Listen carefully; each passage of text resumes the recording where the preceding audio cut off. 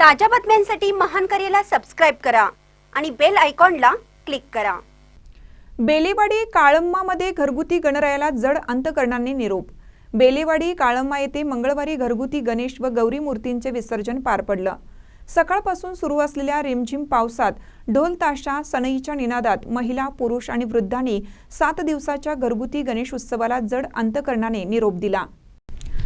चिकोत्रा नदीघाट अक्षरशः फुलून गेला होता आणि गणपती बाप्पा मोरया पुढच्या वर्षी लवकर या अशा घोषणांनी वातावरण भक्तिमय बनलं होतं। बेलेवाडी काळम्मा येथील गणेश उत्सव धार्मिकच नव्हे तर सामाजिक उत्सव म्हणून साजरा केला जातो। प्रत्येक घरात गणपती पूजन होतं आणि संपूर्ण गावातील मूर्ती भावेश्वरी मंदिरात एकत्र करून ग्रामस्थ मिरवणुकीत सहभागी होतात। महिलांचा झिम्मा फुगडी, बाप्पाची गाणी, मंत्र व श्लोक पठण या सोहळ्याचे मुख्य आकर्षण ठरतात। चिकोत्रा नदीघाटावर घरगुती गणपतीचं विसर्जन करण्याची प्रथा असल्यामुळे ग्रामपंचायतीने योग्य नियोजन केलं होतं। नदीचे प्रदूषण टाळण्यासाठी निर्माल्य संकलनाची विशेष व्यवस्था करण्यात आली होती आणि कर्मचारी कार्यरत होते।